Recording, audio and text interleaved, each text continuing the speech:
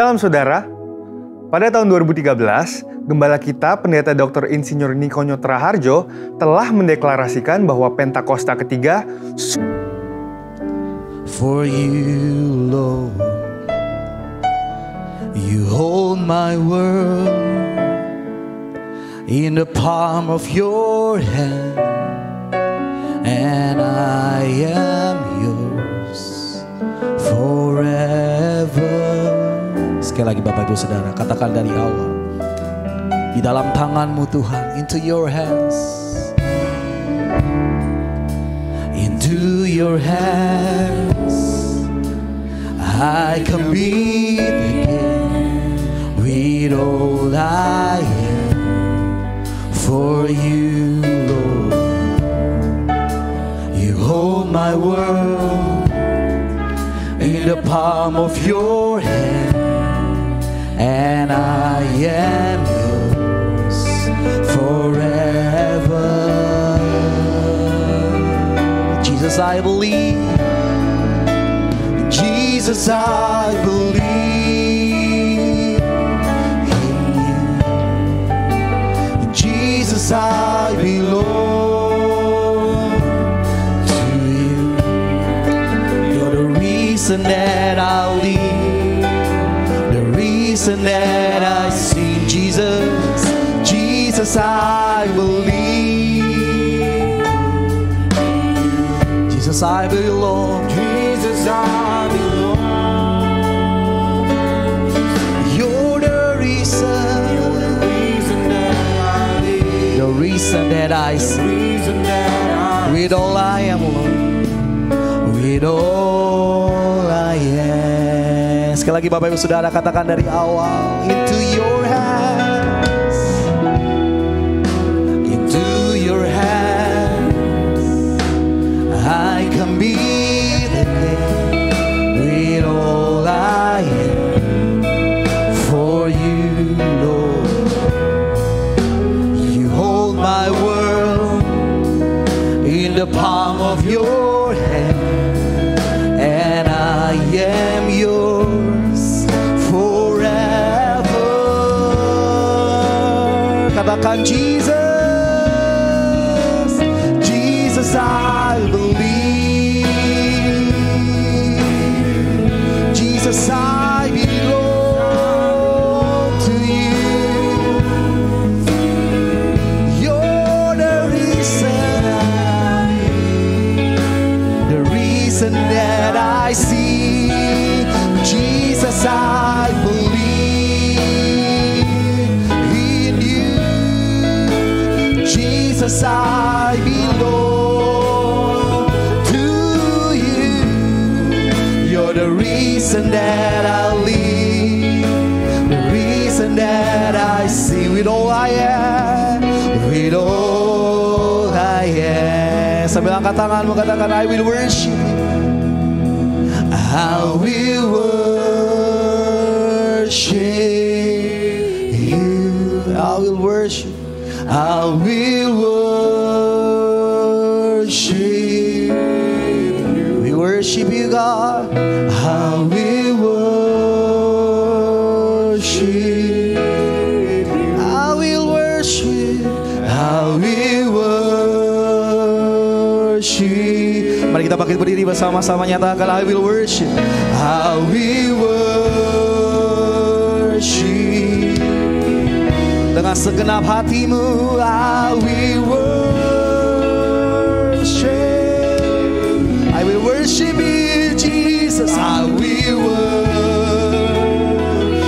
With all of my heart, with all of my strength, I will worship. One more time, one more time. I will worship. I will worship. I will worship. In every condition and situation, we will worship you. Until very end in our life, we will worship you. One more time. I will worship you. I will worship you. Jesus, I believe.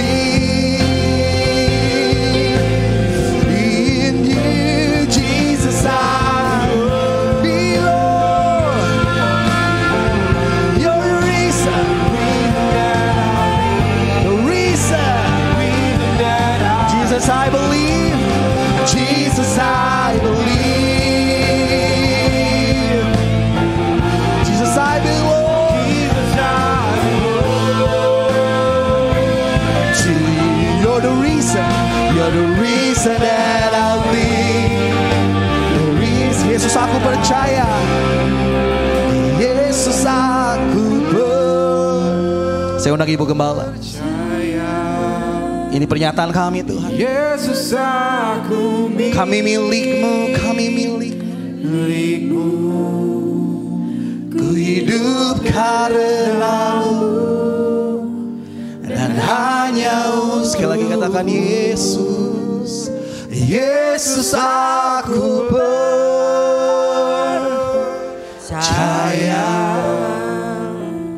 Yesus aku milikmu.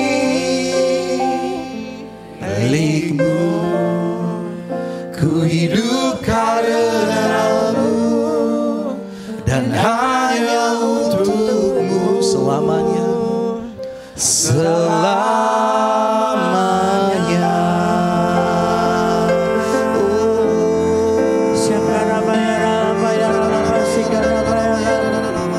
Sembah Tuhan lagi. Senangkan Tuhan. Aku percaya Tuhan.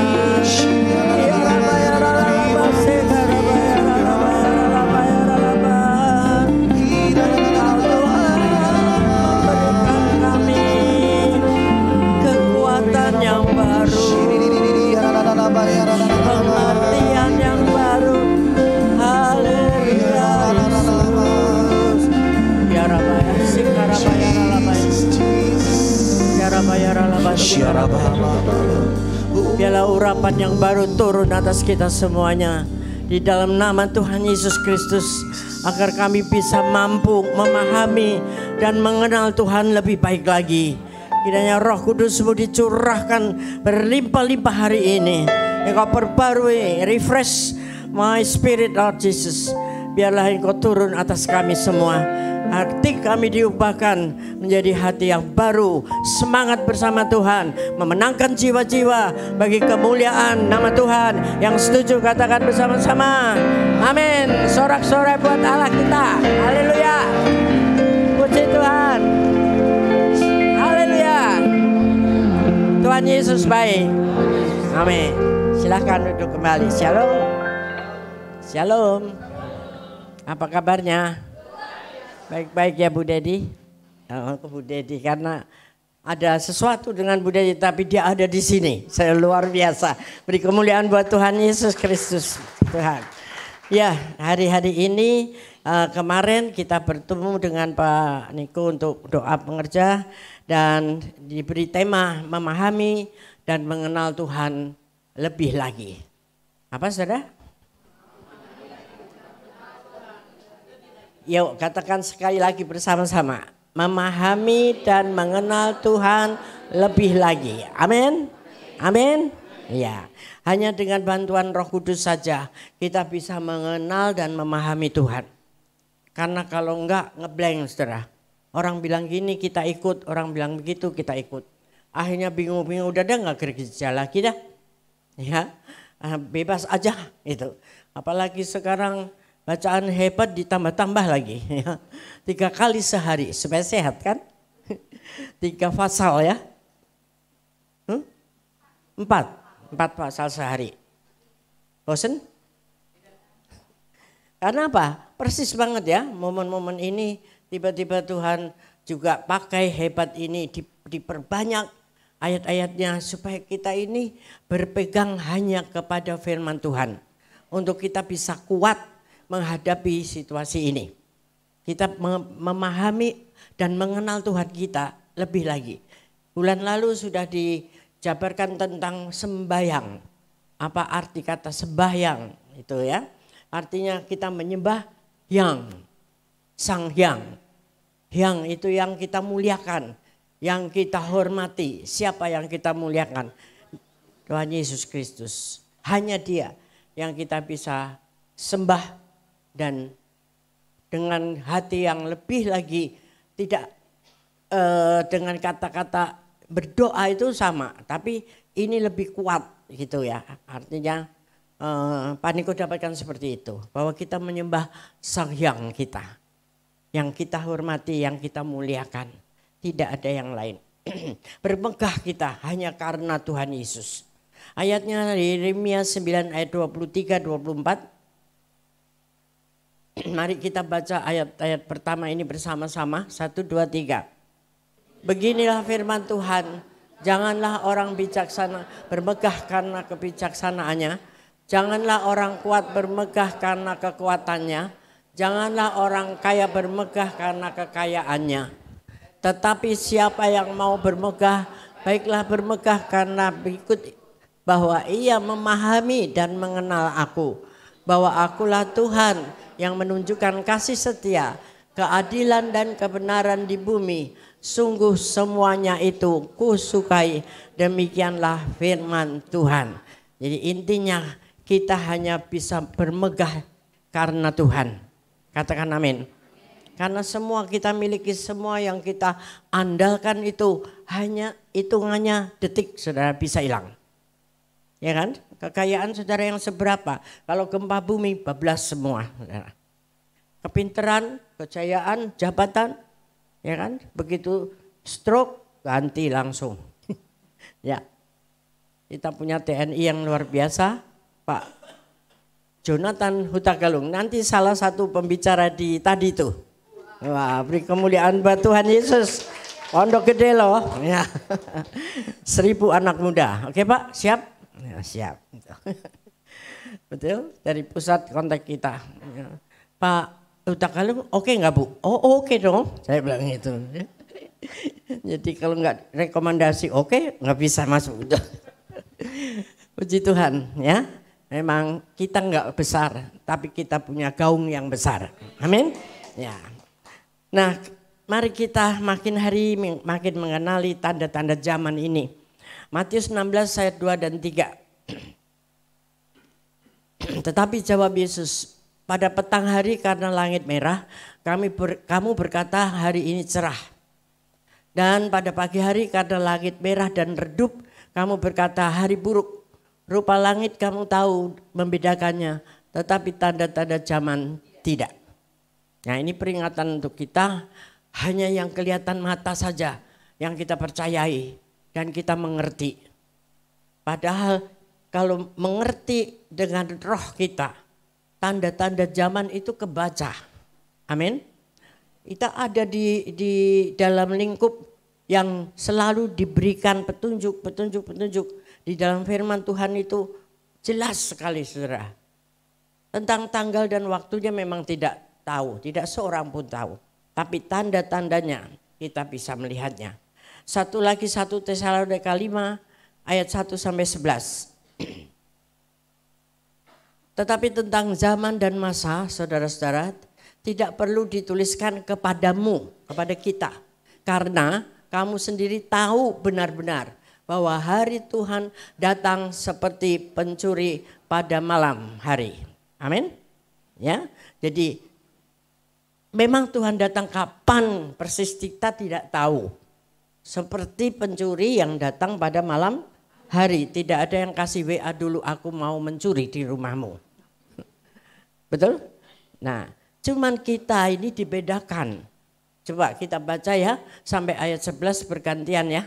Ayat 3 saya baca. Apabila mereka mengatakan semuanya damai dan aman, maka tiba-tiba mereka ditimpa oleh kebinasaan. Seperti seorang perempuan yang hamil ditimpa oleh sakit bersalin, mereka pasti tidak akan luput. 4 bersama-sama.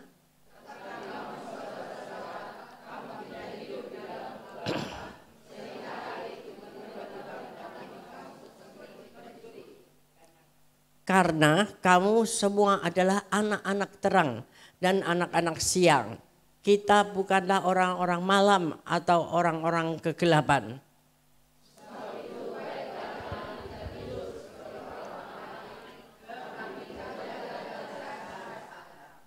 Sebab mereka yang tidur, tidur waktu malam. Dan mereka yang mabuk, mabuk waktu malam.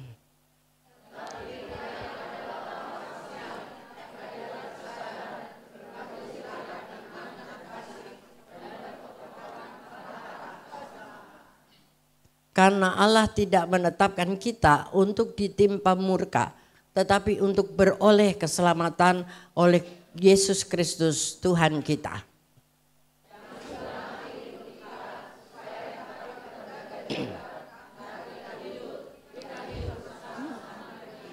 Sebelas bersama-sama, karena itu nasihatilah seorang akan yang lain dan saling membangunlah kamu seperti yang memang kamu lakukan. Katakan amin.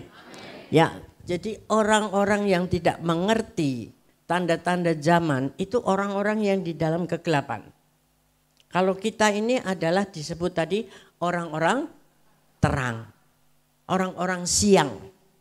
Artinya terang. Kalau terang itu kita bisa melihat. Ada apa di sana, ada apa di sana kita ngelihat saudara. Tapi kalau malam tidak kelihatan. Jadi kalau yang suka ke klub-klub malam pulang pagi, nah itu seringkali kesasar pulangnya. Ya, karena tidak tahu arah. Rumah orang lain dia masukin, gitu kan? Nah, itulah kita bersyukur bahwa kita ini orang-orang yang penuh dengan Roh Kudus yang menerangi kita. Apalagi Roh Kudus di Pentakosta yang ketiga ini kuat dan dahsyat, tapi jangan sampai itu padam. Katakan amin. Ya. Nah, mari kita pelajari hal-hal yang besar ya. Yeremia 33 ayat 3 itu Tuhan ini nomor telepon Tuhan itu kan. Ya, berserulah kepadaku maka aku akan menjawab engkau. Dan akan memberitahukan kepadamu hal-hal yang besar dan yang tidak terpahami. Yakni hal-hal yang tidak kau ketahui. Jadi hal-hal yang besar yang tidak kau ketahui itu adalah sama dengan mujizat. Siapa mau mujizat? Wah, nomor 1 pasti ya. Tapi jangan salah loh. Menuju kepada mujizat seringkali lewat apa? Goncangan dulu. Amin juga kan? Amin lah ya. Karena goncangan itu akan menguatkan iman kita. Diproses dulu, dihabisin dulu, dinolin dulu. Semua akan kuat imannya setelah melalui proses yang berat. Kita semua termasuk saya. Prosesnya sudah bejibun saudara. Tidak langsung tiba-tiba di sini naik di mimbar ini. Amin, amin. Siap diproses menuju kepadamu mujizat. Amin ya. Nah, mari kita lihat hal-hal tentang sembahyang. Yuk, tampilkan slide-nya. Nah, sembahyang adalah berdoa. Sama sih ya. Jadi kita banyak belajar membaca hari ini, oke? Kalau saudara perlu difotoin supaya nanti bisa direnungkan, dipelajari di rumah dan disampaikan, di-share kepada orang lain agar semua orang itu mengerti tanda-tanda zaman sekarang ini apa yang kita harus lakukan dan tidak hanya heboh ngikuti medsos ini, medsos itu, channel ini, tapi semuanya nggak jelas gitu. Tapi di sini kita dituntun oleh Tuhan melalui hambanya. Pak Niko, nanti juga ada dari tim teologi mengenai perang dan akhir zaman sebentar nanti. Kita selesaikan yang ini dulu visinya. Ya, sembahyang berasal dari kata sembah dan yang tadi saya sudah singgung. Kata hyang berasal dari bahasa Sangsekerta, Jawa kuno, Bali yang berarti yang maha kuasa, yang maha mulia, yang maha suci. Bagi kita orang percaya yang maha kuasa, yang maha mulia, yang maha suci itu adalah Allah kita yang namanya Tuhan Yesus Kristus. Kita harus menyembah Tuhan Yesus Kristus. Definisi menyembah dalam arti yang sempit, kita masuk dalam hadiratnya. Merasakan hadiratnya, menikmati hadiratnya. Dalam arti yang luas, taat akan firman Tuhan. Yang setuju katakan amin. Ya, berikut terus. Nah, ke depan kita akan mengalami mujizat yang luar biasa. Kata kuncinya adalah sembahyang. Untuk bisa mengerti dan memahami hal-hal yang besar yang akan terjadi sampai dengan tahun 2030, kata kuncinya adalah sembahyang. Sesuai dengan yang terjadi di Asbury Revival, maka pola penuaian jiwa dan pemuritan ke depan ini adalah doa, pujian, penyembahan bersama-sama dalam unity siang dan malam, yaitu sembahyang. Yang setuju katakan amin. Ya, di Asbury itu anak-anak muda, mahasiswa begitu betah, tidak pulang-pulang saudara. untuk terus memuji menyembah Tuhan karena sudah Roh Kudus menjamah itu nggak bisa berhenti gitu. Nah itu tujuannya terus akhirnya ke situ. Berikutnya menjaga api doa itu terus naik ke hadapan Tuhan. Jadi kalau zaman dulu ya bangsa Israel punya mezbah doa yang dibuat dari apinya kayu ya, kayu yang dibakar dan itu kayu terus diisi. Tidak pernah mati 24 jam sehari. Berganti-ganti terus ada penjaga yang menyalakan api itu. Ya kita pelajari itu kalau sekarang adalah pujian penyembahan kita. Berikutnya. Api di atas mezbah itu harus dijaga supaya terus menyala. Jangan dibiarkan padam. Setiap pagi imam harus menaruh kayu di atas mezbah, mengatur kurban bakaran di atasnya dan membakar segala lemak kurban keselamatan di sana. Api di atas mezbah harus dijaga tetap menyala, jangan sampai padam. Ayat ini yang menjadi kekuatan pendorong bagi kaum Moravian di Herhat yang mempertahankan api doa pujian penyembahan 24 jam selama 100 tahun. Imamat 6, 12, 13 apa itu ya? Ya itu tadi ya yang kita udah baca. Oke?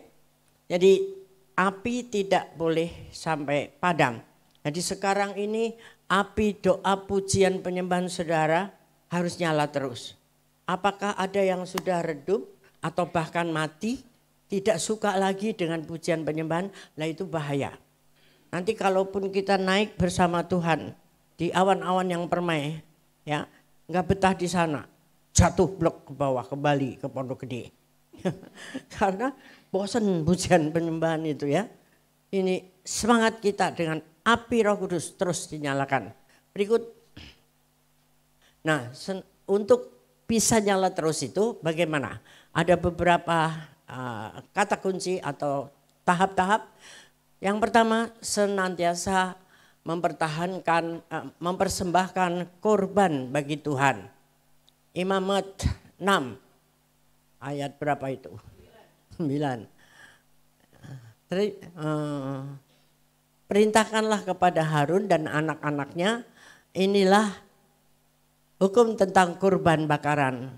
Kurban bakaran itu haruslah tetap di atas perapian, di atas mezbah semalam-malaman sampai pagi dan api mezbah harus dijaga tetap menyala di atasnya. Kurban yang dimaksud saat ini adalah pujian, penyembahan, talenta, bahkan seluruh hidup kita. Ayatnya Roma 12 ayat situ, ayat 1. Karena itu persembahkan tubuhmu menjadi persembahan yang hidup dan yang berbau harum, yang berkenan, yang kudus dan yang berkenan. Ya, supaya tubuh kita ini yang jadi persembahannya. Kalau dulu domba, karena Yesus Kristus sudah mati sebagai anak domba Allah, menebus kita semua, maka sekarang Roh Kudus ada di hati kita, ada di hidup kita. Nah kita sendiri ini menjadi korban yang dipersembahkan untuk Tuhan. Artinya hidup kita, hati kita dipersembahkan tapi harus tidak bercacat. Berikutnya nanti lihat korbannya harus bagaimana. Mengasihi, langkah kedua adalah mengasihi jiwa-jiwa yang ditebus dengan darah korban anak domba. Wahyu 5 ayat 12-13. Anak domba yang disembelih itu layak untuk menerima kuasa dan kekayaan, hikmat dan kekuatan, hormat, kemuliaan dan puji-pujian. Lalu aku mendengar semua makhluk yang di surga dan di bumi dan di laut dan semua orang yang ada di dalamnya berkata, bagi dia yang duduk di atas tahta dan bagi anak domba adalah puji-pujian, hormat, kemuliaan dan kuasa sampai selama-lamanya. Kita harus bergairah dengan ladang tuaian yang telah menguning sesuai dengan pola surgawi dalam Wahyu 5 ayat 9-13. Api doa kita akan selalu menyala setiap kali mengingat darah anak domba yang telah disembelih dan menebus tuaian dari setiap suku dan bangsa. Ya, jadi itu poin kedua adalah kita mengasihi jiwa-jiwa, kita menjadi saksi, menyelesaikan keselamatan bagi seluruh bangsa sampai semua lutut bertelut, lidah mengaku Yesus Kristus adalah Tuhan. Kita semua yang punya tugas, ya. Terusnya, nah hanya mengandalkan api Tuhan. Imamat 9 ayat 24. Keluarlah api dari hadapan Tuhan, melahap kurban bakaran dan seluruh lemak di atas mezbah. Tatkala seluruh bangsa itu melihatnya, bersorak-soraklah mereka lalu sujud menyembah. Api yang melahap kurban datang dari Tuhan, bukan dibuat oleh manusia. Jangan coba-coba menyalakan api asing, yaitu lewat kedagingan atau kekuatan sendiri. Jadi kita tadi harus menyalakan api itu, ya, dengan menjadi korban bagi Tuhan hidup kita. Tapi yang menyalakan api Roh Kudus yang ada di dalam kita itu harus dari Roh Kudus itu sendiri, dari Tuhan. Bukan dari orang lain, bukan dari hamba Tuhan yang tenar, bukan dari Nabi A, Nabi B, tidak. Ya, sebagai Pak Niko pun sebagai nabinya Tuhan itu alat saja. Tapi Roh Kudus sendiri yang kita andalkan, katakan amin. Jadi bukan ada api asing, api yang lain-lain yang bukan dari Tuhan sendiri. Kita harus perhatikan itu baik-baik. Jangan sampai kita terbawa hal-hal yang menyeleweng dari firman Tuhan. Ya, jadi api harus menyala dan apinya api yang benar, api yang dari Tuhan Yesus. Dan semua yang kita punya persembahkan di mezbah itu untuk kemuliaan nama Tuhan. Menyelesaikan keselamatan bagi seluruh dunia ini. Dengan Pentakosta ketiga yang kita sudah dapatkan. Mengasihi jiwa-jiwa yang belum terselamatkan walaupun dia Kristen. Nah, itu yang sedikit repot ya. Karena dia kelihatannya Kristen, ibadah setiap minggu, apa aja ikut, tetapi ternyata Tuhan bilang aku enggak kenal kamu. Nah, ini yang bahaya, ya. Dan biarlah kita sadar itu, mari kita bangunkan mereka yang tidur itu rohaninya supaya bangkit dan memakai api yang benar. Tidak munafik di hadapan Tuhan. Melayani sungguh-sungguh tanpa pamrih. Ya, ke gereja sungguh-sungguh, bukan karena si dia ada di situ. Anak muda, ya. Haleluya. Terus 4. Menyingkirkan abu dari mezbah. Imamat 6 ayat 10b. Ia, imam, harus mengangkat abu yang ada di atas mezbah sesudah kurban bakaran habis, dimakan api dan menaruhnya di samping mezbah. Kita menjaga hati tetap murni dan hidup berintegritas. Jadi tadi itu kayunya sudah dibakar habis jadi abu kan? Abu itu harus disingkirkan, dibersihkan dari mezbah. Artinya hati kita nih harus bersih selaku yang akan dipersembahkan kepada Tuhan. Nah, kayu ini diganti dengan yang baru, tapi abu-abunya dibersihkan. Abu berbicara tentang penghambat, penghalang api untuk menyala dengan baik. Mari kita bersihkan terus hidup kita, hati kita di hadapan Tuhan murni, semurni-murninya. Ya, amin, amin. Terus 5, menaruh kayu di atas mezbah. Ya, tadi abunya disingkirkan, lalu kita menaruhkan kayu di situ. Imamat 6:12b. Setiap pagi imam harus menaruh kayu di atas mezbah, mengatur kurban bakaran di atasnya dan membakar segala lemak kurban keselamatan di sana. Kayu berbicara tentang bahan bakar yang menyalakan api rohani di dalam hidup kita. Seperti bertekun dengan sehati di dalam doa bersama-sama, bersekutu, membaca Alkitab kita. Ya, jadi kurban itu lemak-lemak saudara yang dipersembahkan untuk Tuhan itu. dulu ya, domba-domba itu diambil lemaknya itu untuk Tuhan. Maka kalau sekarang kita makan lemak itu punyanya Tuhan. Lemak apa Bu? B2 enak banget ya Bu. Nah itu ngaku. Punyanya Tuhan loh, jangan dimakanin semua. Makanya munculnya apa? Darah tinggi, kolesterol, ya. Terus minum obat darah tinggi terus. Akhirnya kena dia apa? Di ginjalnya. Selalu ada siklus itu. Mari kita bersihkan itu semua. Lemak kembalikan ke Tuhan. Yang omong doang, karena saya nggak pernah makan lemak. Seumur hidup saya. Ya, itu sebabnya. Bukannya kita ini, tapi memang nggak bisa gitu. Ya. Daging pun tidak. Jadi ya begitulah. Ya. Aman-aman saja. Amin. Ya. Ini ya, jadi kayu di atas mezbah harus kita pasang dengan baik. Kemudian di atasnya itu lemak-lemak yang miliknya Tuhan. Dibakar. Baik, 6. Mengatur kurban, Imamat 6:12b. Setiap pagi imam harus menaruh kayu di atas mezbah, mengatur kurban bakaran di atasnya dan membakar segala lemak kurban keselamatan di sana. Kurban tidak boleh sembarangan. Ini bicara tentang kurbannya, ya. Tidak boleh sembarangan dipersembahkan, melainkan harus lewat pengaturan ilahi atau polanya Tuhan. Tuhan menyatakan polanya bagi gereja lewat tuntunan Roh Kudus yang sekarang ini, ya. Pelayanan 5 jawatan dan teladan Bapa Rohani. Kita juga tidak boleh mengatur-ngatur kegerakan Roh Kudus. Jadi di setiap ibadah, di setiap komunitas ada pimpinannya. Kita harus teratur. Melayani juga harus ada pengarahannya. Ada yang memimpin. Tidak masing-masing semau gue. Pokoknya apa saja kita kerjakan sendiri. Tidak seperti itu. Ya. Jadi itu ada yang ngatur. Imamnya mengatur.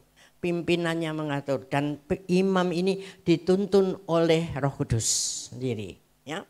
Kalau Roh Kudusnya enggak benar, ya berarti itu roh asing. Ya. Jadi kita kalau ada imam-imam yang tidak benar, kita berdoa.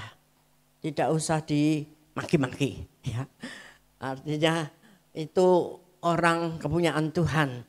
Kasih tahu dengan baik, ya, dengan penuh kasih, boleh menegur. Tetapi bukan dimaki, disiar-siarkan kemana-mana. Ya, kalau ada yang sesat, ya nanti akan terlihat sendiri oleh dunia ini. Pasti. Ya. Baik, 7. Membangkitkan next generation. Imamat 6 ayat 9. Perintahkanlah kepada Harun dan anak-anaknya, inilah hukum tentang kurban bakaran. Kurban bakaran itu haruslah tetap di atas perapian, di atas mezbah semalam-malaman sampai pagi, dan api mezbah harus dijaga tetap menyala di atasnya. Jadi ini Harun dan anak-anaknya, artinya generasi penerus. Ya. Harus diteruskan dan diimpartasikan kepada generasi berikutnya. Pola ini juga terlihat di Pondok Daud, di mana Heman, seorang pemimpin pujian yang ditunjuk Daud, memimpin dan menyertakan anak-anaknya dalam pelayanan. Mari kita sertakan, libatkan anak-anak kita, bawa mereka untuk bertumbuh di dalam gereja, untuk ikut dalam pelayanan, mulai dari kecil, remaja, sampai dewasa mereka tidak akan meninggalkan Tuhan. Amin. Jangan punya pikiran begini, kalau sudah 17 up itu udah terserah dia. Kalau di barat seperti itu, tapi kita di timur enggak. Ya, biasanya anak-anak 17 ke atas dibebaskan, mau pilih apa, mau apa terserah, mau kawin nama siapa terserah, mau Siti sama Mary oke. Tapi kita enggak, kita apalagi jemaat gereja Tuhan yang tidak mengsahkan LGBT. Dan kita berdoa sungguh-sungguh untuk anak-anak kita supaya mereka melangkah dengan benar. Jangan takut diomelin anak-anak, saudara. Anak-anak yang sudah mulai gede suka galak-galak ya. Karena enggak tahu sih zaman sekarang gini-gini, enggak bisa. Yang penting berdasarkan firman Tuhan atau tidak. Itu yang penting. Kalau enggak kita kecolongan, kebobolan. Makanya tuh nanti seminar itu bagus sekali yang di Emporium ya. Gratis. Ayo anak-anak kita kasih tahu. Yang orang tuanya di sini kanker. Seminar kanker. Mungkin termasuk kantong kering ya. Saya kurang tahu. Tapi ini dari Yayasan Kanker Indonesia. Saudara. Jadi tidak hanya ibu-ibu ya. Ada yang salah mengerti. Bukan itu hanya untuk ibu-ibu. Tapi semua kita boleh datang untuk seminar cancer. Tapi mendaftar supaya kita bisa menyiapkan semuanya dengan baik. Siapa yang mau datang? 5 cuman. Kalau 5 kita nggak jadi loh. Karena dari sana mintanya minimal 100. Mau ya? Ilmu pengetahuan kan itu baik. Gratis pula. Ya? Oke. Nanti ada jajanan gitulah ya. Oke. 18 November. Oke? Ya. Tuhan memberkati kita terus loh dengan seminar-seminar ya. Baiklah. Berikutnya kita akan melihat itu tadi tentang sembahyang, mezbah yang benar, korban yang benar, hidup kita bereskan dengan Tuhan. Mungkin tidak ada yang tahu di antara kita suami dan istri, ada yang disembunyikan, tetapi hari ini selesaikan di hadapan Tuhan. Karena Tuhan paling tahu dalam segala hal. Amin. Mari kita mulai melangkah menjadi alatnya Tuhan, mengasihi orang, ya siapapun dia. Kalau Tuhan hadapkan orang itu di depan kita, itu artinya untuk kita layani. Ya, orang yang tidak kita kenal, tiba-tiba dihadapkan ke kita, bahwa anaknya katanya sakit, yang nggak tahu sakit atau enggak, ya sudahlah kita memberi dengan kerelaan. Jangan meminjamkan. Kita memberi ini segini yang saya punya dan saya rela, tidak usah kamu kembalikan. Itu lebih baik daripada kita memberi banyak tapi hutang dan dia tidak bisa mengembalikan dan kita jadi gondok terus seumur hidup kita. Ya, artinya penyembahan kita tidak naik. Saya kesaksian ya hari Sabtu yang lalu, tadi pagi juga saya saksikan, karena ini perlu saya saksikan. Saya doa pengerja di sini, ayat di mimbar ini ditelepon oleh salah seorang hamba Tuhan di seputar Pondok Gede ini. Ada katanya yang mengaku jemaat kita meninggal dunia dari jam 7 pagi, belum ada yang menjamah. Katanya jemaat kita. Setelah dicek ternyata saya juga nggak kenal, tidak ada yang kenal. Ya, hanya tetangganya itu salah satu kenal gereja ini. Tapi sebelumnya dia sudah ke 2 gereja yang lain menceritakan hal itu dan mereka lepas tangan. Dan akhirnya ya kita terima loh, itu kan berkat. Orang mati berkat ya. Yang amin 5 doang. Ya, akhirnya kita layani dengan segala hal yang aneh-aneh gitu ya. Dari pagi belum ada yang datang membantu, meskipun RT-nya pun juga tidak. Jadi belum ada yang mandikan dan sebagainya. Cari yayasan, nih Pak Benny juga ikut kemarin, Pak Gun ya dengan Anto. Ada yang tidak mau, tidak bisa untuk hari itu juga dimakamkan. Nah dia dipetakan begitu, terus mau ditaruh di mana kalau nginep lagi gitu kan. Terus besoknya juga kita minggu gitu. Jadi akhirnya puji Tuhan ada yang mau ya dengan tambahan-tambahan, dan tanah penguburannya pun yang harusnya di A akhirnya tidak bisa karena kesorean, pindah ke B ya harus tambah lagi, oke saja. Dan kemuliaan buat Tuhan Yesus yang luar biasa kalau kita membuka hati kita, Tuhan tuh kirim 5 juta khusus untuk pemakaman orang itu. Ini kemuliaan buat Tuhan dong. Memang kita membutuhkan lebih dari itu. Ya, tapi itu belum kita rasanya untuk kita bisa menolong. Nah, kita tidak kenal, yang tahu gereja ini hanya tetangga jauhnya. Sama sekali kita nggak kenal. Ya, dan inilah kehidupan orang yang tidak bergereja. Dia Kristen. Ya kan? Orang Ambon, istrinya orang apa ya? Manado ya. Mentuanya juga tergeletak aja begitu, istrinya rabun, tidak bisa bekerja semuanya. Nah, yang lucu lagi yang tadi saya lupa saksikan, akhirnya hari Selasa itu saya berinisiatif ya, setelah perundingan dengan pastoral, kirimkan sembako dan kasur karena mamanya itu tergeletak hanya dengan kain aja menurut Pak Gun begitu. Semalaman saya gelisah ya karena Senin kita libur, jadi Selasa sebelum kesini saya mampir, saya panggil Lela itu semua drop itu. Ternyata dia udah hilang saudara, sudah pindah dari kontrakan itu hari kemarinnya. Ya artinya ya sudah, berarti Tuhan sudah memberikan jalan keluar buat mereka. Karena saya kepikiran terus ini orang tua tidur di ubin terus yang kerja hanya yang meninggal itu. Istrinya rabun enggak bisa kerja apa-apa. Terus mau gimana ini? Itu ya, tapi akhirnya Tuhan ambil dia ke ada anaknya yang lain atau saudaranya. Ya sudah, itu baik, Tuhan baik. Ya, asal hati kita bersedia, Tuhan memberikan jalan yang terbaik buat kita. Beri kemuliaan buat Tuhan Yesus Kristus. Terus kita akan melihat dari tim teologi ya kemarin Pak Kris Litonga tentang apa hubungannya perang ini dengan akhir zaman dan dengan GBI. Ya. Bagaimana kita menyikapi perang secara roh Pentekostal kita. Yuk dibuka saja. Apa saja yang akan kita lihat di sini? Bahasanya satu, tanda-tanda menjelang akhir zaman. Dua, Pentekostal memandang perang dan tanda-tanda. Tiga, sikap GBI terhadap Israel. Empat, menyikapi konflik senjata di tanah perjanjian. Oke, klik. Nah, ini yang sedang terjadi, yang paling akhir, yang paling seru sekarang ini adalah Palestina dan Israel.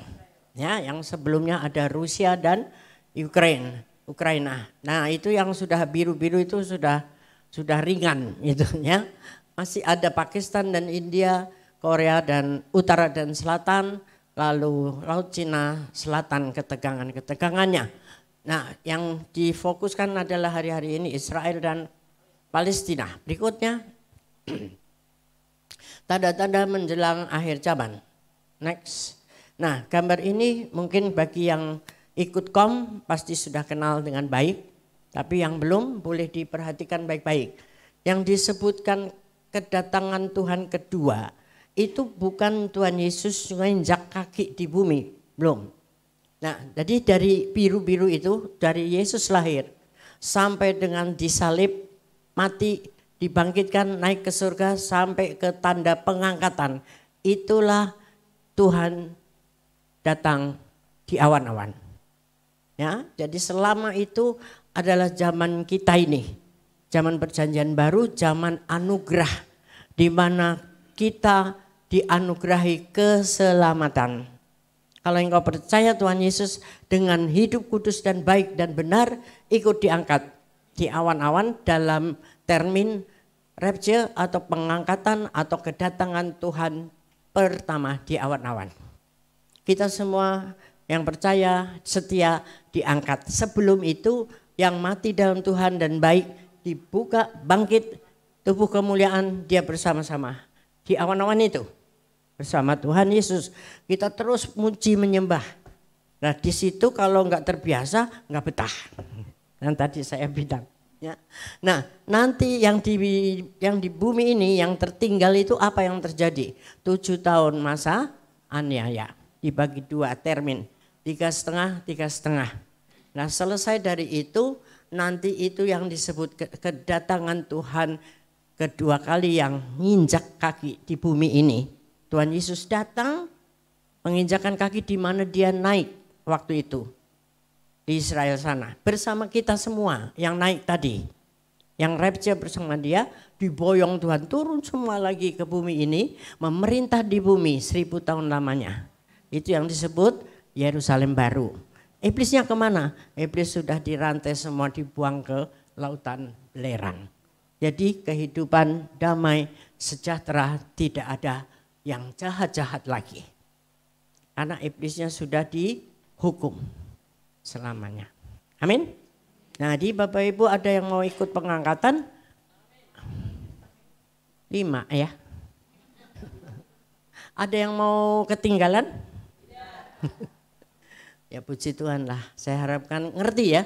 Ngerti. Karena mungkin ada anak-anak muda juga yang belum pernah lihat ini. Jadi kedatangan Tuhan kedua kali itu bukan dia plek datang. Tapi angkat kita dulu bersama-sama.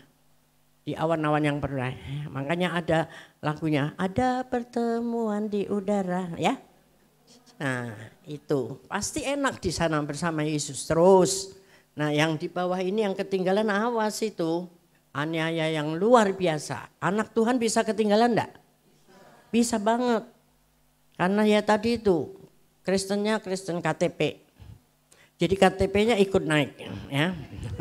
Orangnya ketinggalan. Aniaya besar. Kalau dia sungguh-sungguh berpegang pada imannya bisa diselamatkan. Tetapi karena aniaya ya mungkin tangannya tinggal satu, matanya tinggal satu, giginya ompong semua. Disiksa-siksa besar. Karena iblis yang menguasai, Roh Kudus diangkat. Siksanya luar biasa. Kalau bisa bertahan tetap bisa diselamatkan. Tapi bonyok-monyok gitu. Alkitab bilang seperti keluar dari dalam api kosong. Nah, makanya jangan mau seperti itu. Sekarang berdamai. Siapa kiri kanan ini damai semua enggak nih? Coba lihat kiri kanannya. Damai enggak? Masih ada loh ya. Kalau dia ibadah 1, aku ibadah 2. Loh, bahkan suami istri masih ada yang seperti itu. Bukan karena sibuk tapi karena memang gak mau bareng. Lah.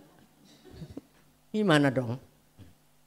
Ya udah dikasih tahu loh ya. Jadi saya jangan disalahin Tuhan. Bereskan hati, menangkan jiwa, iman yang kuat. Terus. Nah masa tanda-tanda menjelang akhir zaman yang Tuhan. Ya, itu tadi sudah itu. Itu sama. Itu digedein. Berikut lagi. Nah ini ayat tentang akhir zaman ada di Matius 24 ayat 3 dan seterusnya, Lukas 21. Baca aja isinya apa? 1, nabi palsu, kompromi beragama dalam gereja, dan penyesatan bertambah banyak. Sudah ada atau belum? Ada. Puji Tuhan, berarti Anda anak-anak terang. Bisa mengerti itu ada, ya kan? 2, semakin banyak peperangan, bencana alam, termasuk pandemi dan gempa bumi. Sudah ada belum? Puji Tuhan. 3, penganiayaan atas umat Tuhan. Ada? Ada. 4, kekerasan, kejahatan dan pengabaian hukum Tuhan meningkat cepat. Ada? Wah, kemarin baru ya mertua bunuh menantu hamil 7 bulan. Itu roh apa yang ada di dalamnya coba? Setan udah pasti ya. Ngeri sekarang. Ya. Yang 5 ini yang kita sukacita. Injil diberitakan di seluruh dunia. Amin. Sudah apa belum? Sudah. Cuman belum full seluruhnya. Kalau seluruhnya sudah semua lutut bertelut, semua lidah mengaku. Nah itu Tuhan datang.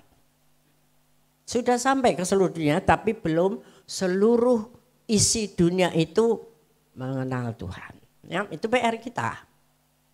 6, orang yang selamat adalah yang teguh iman di tengah kesukaran zaman akhir. Teguh iman? Amin ya. Nah makanya mesti lakukan tadi itu mezbah itu, sembahyang itu. Ya, kalau kita tekuni itu semua kita akan teguh imannya. Tidak goyah. 7, orang beriman menyaksikan peningkatan tanda-tanda ini dan sadar bahwa kedatangan Tuhan sudah mendekat. Saudara setuju bahwa kedatangan Tuhan sudah mendekat? Atau masih sama aja kayak dulu kok? Makin buruk apa makin baik dunia ini? Jadi kita harus apa? Sembahyang. Sembahyang dan berjaga-jaga. Selesaikan semua masalah hati. Yang disimpan-simpan, dikemas sampai orang tidak tahu. Tuhan tetap tahu. Makanya nggak usah, ya. Oke lah ditipu-tipu orang, udah lepaskan aja. Lepaskan berkat atas dia yang nipu, supaya dia diberkati dan dia bisa bayar kita. Itu banyak terjadi. Tapi harus mengampuni dulu. Amin. Ya, hari akhir loh. Serius sama Tuhan. Terus berikut. Eskalasi perang adalah salah satu tanda menjelang akhir zaman. Namun bukan tanda bahwa zaman sudah di akhir. Apa yang terjadi saat ini adalah salah satu dari sekian banyak konflik yang terjadi di Israel. Sehingga hal itu bukanlah tanda bahwa akhir sudah tiba. Namun di sisi lain semua perang akan berujung pada perang besar, yaitu Armageddon. Wahyu 16 yang didahului dengan munculnya kejijikan yang membinasakan alias antikristus. Ya, jadi dari denah tadi itu setelah pengangkatan itu di situ nanti setelah 7 tahun ada perang Armageddon. Dan di situ nanti berakhir dengan kedatangan Tuhan yang kedua kali menginjakkan kaki di bumi dan orang-orang yang percaya dibawa turun Tuhan menguasai bumi. Berikut. Pentakostal artinya orang-orang seperti kita ya yang karismatik ini memandang perang dan tanda-tanda menjelang akhir zaman. Terus respon pertama kaum Pentakostal ketika melihat tanda-tanda menjelang akhir zaman menjadi kenyataan termasuk perang adalah dengan meningkatkan doa dan mencari wajah Tuhan. Katakan amin. Ini dilakukan karena Pentakostal sangat menyadari bahwa tanpa Tuhan tidak mungkin kita kuat dan mampu untuk meresponi secara nyata situasi yang terjadi seperti yang dia inginkan. Hadirat dan kuasa Roh Kudus menjadi kekuatan orang percaya untuk bertindak. Amin. Sayangnya seringkali Pentakostal dikira hanya merespon dengan berdoa saja tanpa suatu tindakan nyata, padahal tidaklah demikian. Jadi kita berdoa di mana-mana, menara doa 24 jam ya, apalagi sekarang makin banyak lagi. Itu seperti yang mezbah tadi itu, yang apinya harus nyala 24 jam kali 7. Menara doa di mana-mana itu sudah dibuka ya, termasuk Azusa Street Prayer Tower. APT ya, yang baru direnovasi dan kita juga ikut serta menabur ke sana. Amin. Ya, terus justru pemahaman dan iman bahwa kedatangan Tuhan Yesus untuk kali yang kedua pasti akan terjadi dan bahwa tanda-tanda menjelang kedatangannya itu nyata.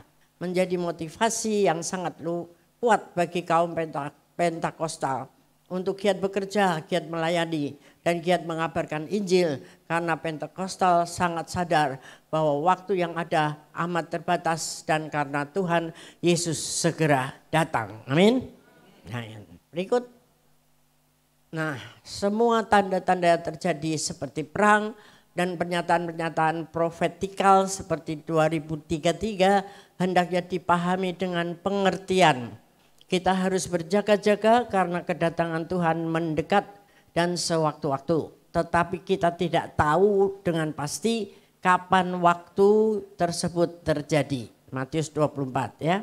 Berjaga-jaga artinya setia mengerjakan apa yang Tuhan perintahkan dan percayakan pada kita sampai Ia datang. Jadi tidak ada yang bilang 2033 Tuhan Yesus datang. Enggak. Itu salah ya. Tapi bisa. Amin. Bisa ya. Terus nah, motivasi eskatologis kedatangan Tuhan Yesus dan tanda-tanda menjelang akhir zaman termasuk perang mendorong kaum Pentakostal untuk melakukan doa pujian penyembahan secara intensif karena sadar kita membutuhkan Roh Kudus untuk memberitakan kabar baik. 2, menjangkau jiwa-jiwa sebanyak mungkin sebelum Tuhan Yesus datang untuk kali kedua. 3, makin giat bekerja dan melayani di masyarakat karena sadar bahwa dunia usaha atau kerja butuh kabar baik dan pengenalan akan Tuhan Yesus melalui keberadaan kita di sana. 4, mengelola segala talenta, waktu dan harta sebagai tanggung jawab kepada Tuhan yang memberi semuanya itu. Amin. Terus Pentakosta menyadari bahwa perang sebagai salah satu tanda menjelang akhir zaman yang diajarkan Tuhan Yesus adalah hal yang tidak bisa dihindari. Namun sebagai anak-anak Tuhan yang penuh Roh Kudus, Pentakostal tidaklah bersuka atas perang, melainkan terus berdoa agar perdamaian terjadi dan membawa damai di mana saja. Jadi kita berdoa untuk perdamaian, tidak mengutuki. Terus sikap GBI terhadap Israel. Berikut. Nah ini ada bukunya, kalau saudara mau bisa cari di online. Respons teologi dan pastoral. Ya. 1, GBI percaya adanya kontinuitas kebersambungan antara Israel dan gereja, Yudaisme dan kekristenan. Di dalam hal keduanya adalah umat Allah, tetapi dengan dua sistem kepercayaan yang berbeda dan terpisah, yang akhirnya akan menjadi satu umat yang percaya kepada Kristus.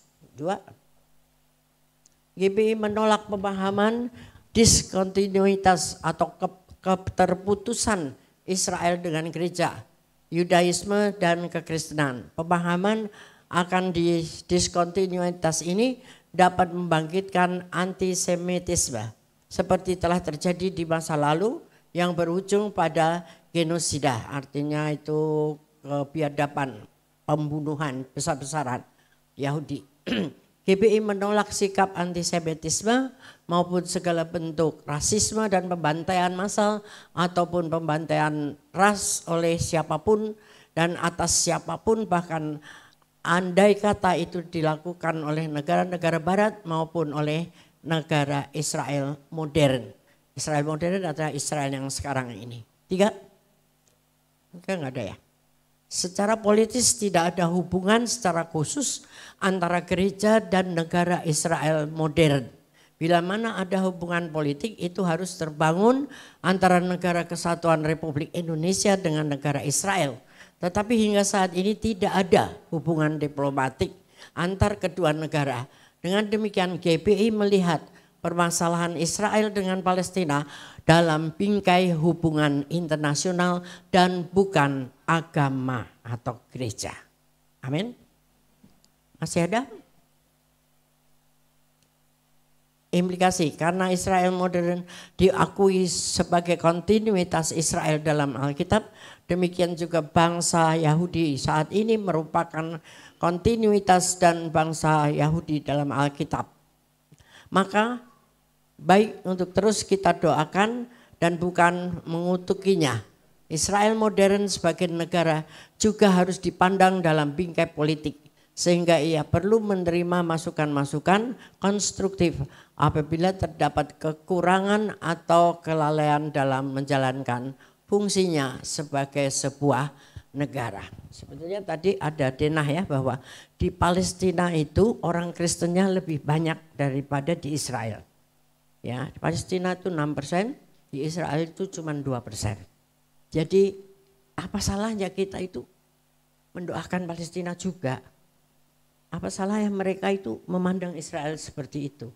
Ya, salah kaprah saudara. Anda harus mengerti sejarah dan fakta. Oke, jadi untuk kita GBI, kita tidak pro kesana kesini, tapi kita berdoa untuk perdamaian. Dan terus kita berjaga-jaga untuk setiap hal bisa terjadi. Anytime. Dan untuk anak-anak muda yang bangkit, pakai momen ini untuk menjadi alatnya Tuhan. Sampai nanti ada tahun depan ada everyone di sini, Asia. Ya, di SICC kita ikut nanti dalam kelompok anak muda 10.000 mungkin. Siapkan dari sekarang menabung. Mungkin engkau harus nginep di sana. Karena itu lawatan Tuhan yang luar biasa akan terjadi dan menjadi pemicu seluruh dunia. Katakan amin. Ya, bersama-sama semangat terus, jangan kendor sedikit pun. Karena iblis gencar mencari, melalap orang-orang yang bisa dilalapnya. Amin. Mari siapkan hati kita untuk perjamuan kudus, bersih, murni, tidak ada apa-apa lagi ganjilan dengan Tuhan. Ya, mari saya undang imam musik Pemana Dikau. Ada satu lagu lama, mungkin saudara pasti banyak tahu kecuali yang belum lahir. Nah, kalau bunyi sangkakala, ku ada di mana? Di awan-awan itu tadi, ya. Jadi sangkakala berbunyi itu panggilan di mana Tuhan Yesus datang menjemput, mengangkat kita naik di awan-awan, dan disitulah nama kita akan dipanggil dan kita ada sama Dia. Yuk bangkit berdiri, kita nyanyikan bersama-sama dengan semangat. Haleluya.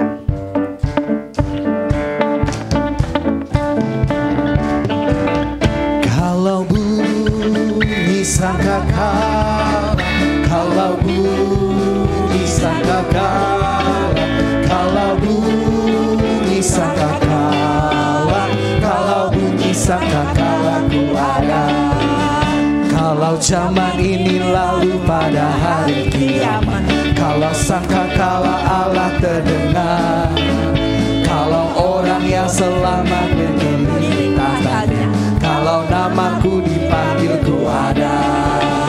Kalau bunyi sangkakala, kalau bunyi sangkakala, kalau bunyi sangkakala, kalau bunyi sangkakala ku ada. Kalau bunyi sangkakala ku ada. Kalau bunyi sangkakala ku ada. Haleluya. Yang merasa dirinya pasti ada, katakan amin. Amin. Aku bersama Tuhan selama-lamanya. Haleluya, haleluya. Mari saya undang para pelayan perjamuan kudus.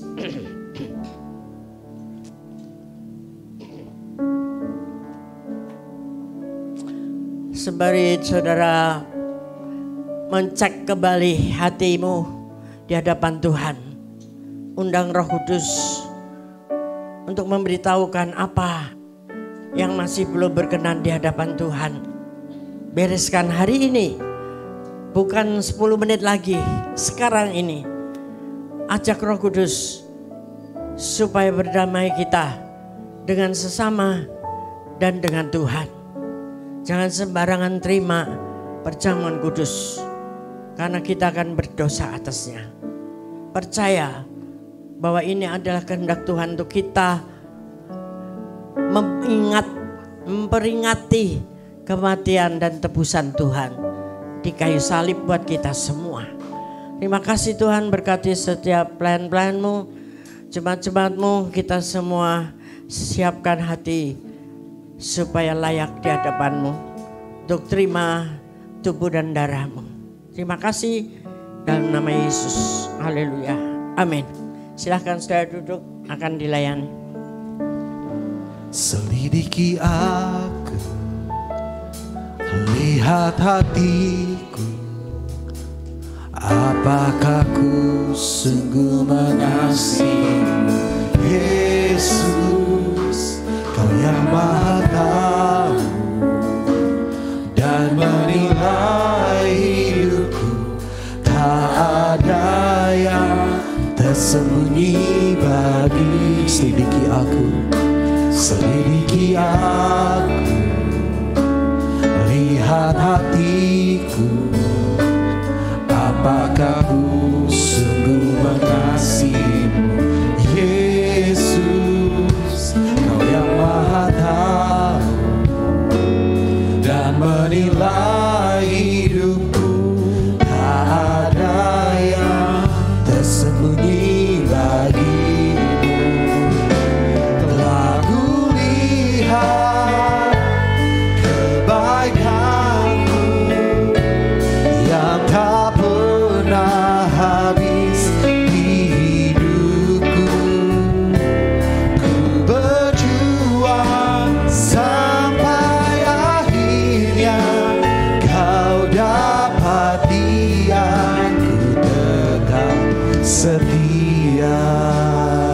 Katakan sekali lagi, selidiki aku Tuhan.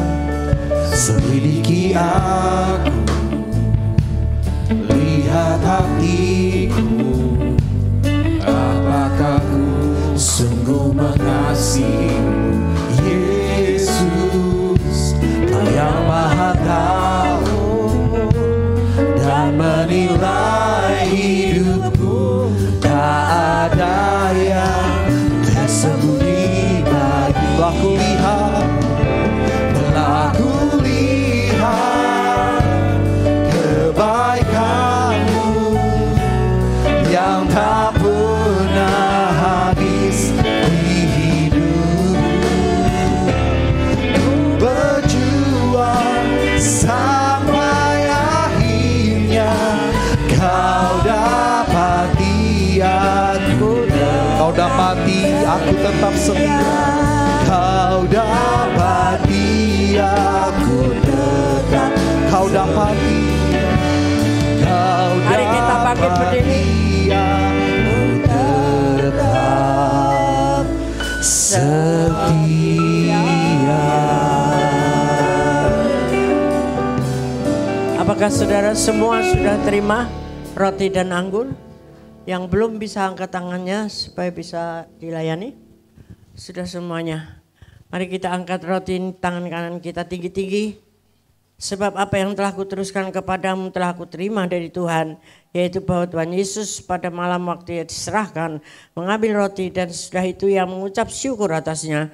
Ia memecah-pecahkannya dan berkata, inilah tubuhku yang diserahkan bagi kamu. Perbuatlah ini menjadi peringatan akan aku. Saudara-saudara yang kasih Tuhan, bukankah roti yang kita pecah-pecahkan ini adalah persekutuan kita dengan tubuh Kristus? Mari makan dalam nama Yesus.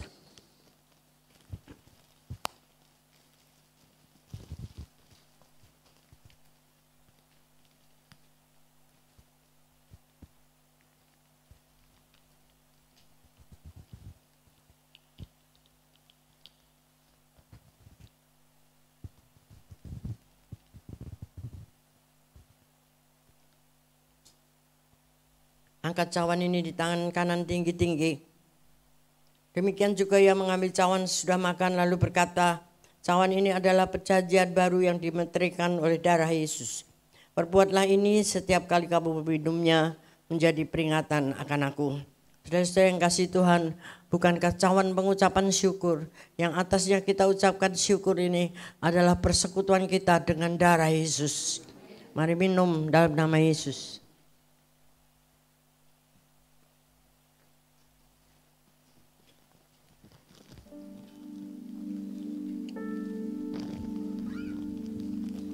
Naikkan syukur kepada Tuhan dengan kata-kata saudara.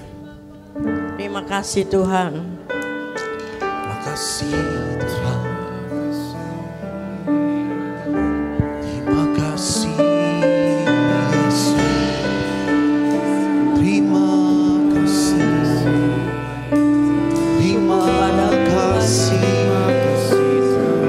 Terima kasih Tuhan. Terima kasih Bapa. Puji namamu Buat anak. Terima kasih Yesus. Buat tubuh dan darah. Terima kasih. Puji namamu. Terima kasih Tuhan. Terima kasih. Terima kasih Bapa.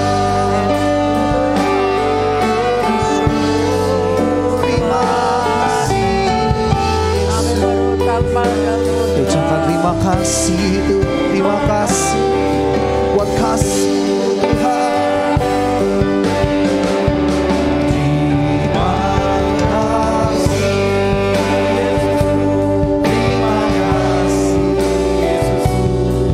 Puji syukur hanya bagi Tuhan. Terima kasih Yesus. Terima kasih Yesus. Puji syukur hanya bagi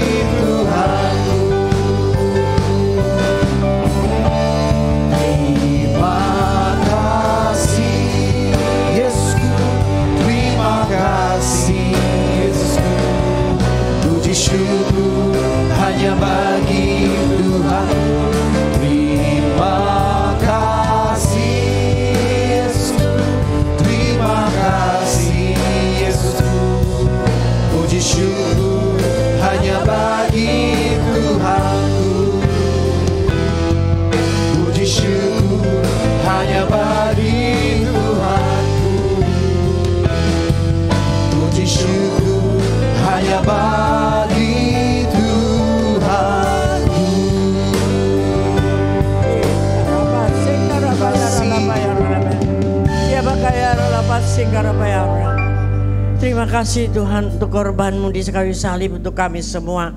Kami diselamatkan dan biarlah kami terus mengusahakan keselamatan itu. Berjuang untuk kami memperjuangkan iman percaya kami kepadamu.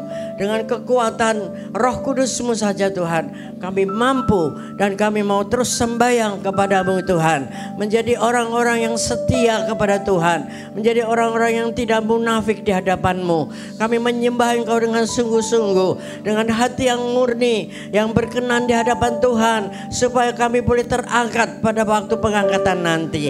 Terima kasih Tuhan untuk kebaikan-Mu. Kasih anugerah-Mu yang dahsyat itu yang kami terima cuma-cuma dan kami tidak bisa membalasnya dengan apapun, tapi biarlah kami boleh membalas dengan hati kami, dengan kehidupan kami sepenuhnya. Ucapkan syukur kepada Tuhan dan Tuhan Yesus terus menyertai saudara. Kiranya Tuhan memberkati kita hari ini sampai Tuhan datang kembali. Terima kasih Tuhan. Terima kasih Tuhan untuk kasih Setiamu yang ku alami dalam hidupku. Terima kasih Yesus untuk kebaikan-Mu sepanjang hidupku. Terima kasih Yesusku, buat anugerah yang Kau beri setiap hari ini. Tuhan adakan syukur bagimu. Terima kasih, terima kasih Yesusku, buat anugerah yang Kau beri setiap hari ini. Tuhan adakan syukur bagimu. Sehari ini Tuhan adakan syukur bagimu.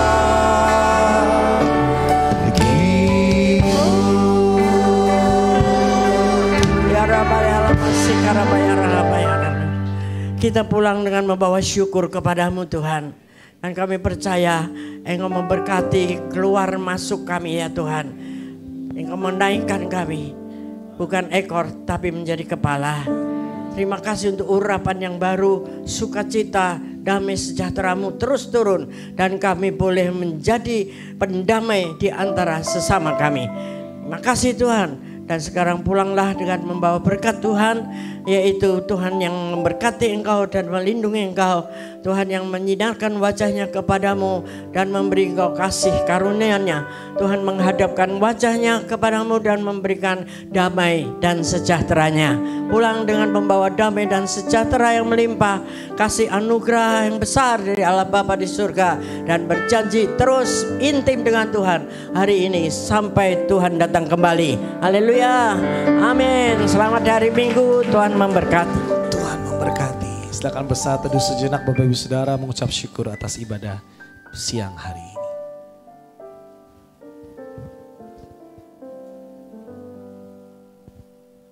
Selamat hari Minggu, Tuhan Yesus.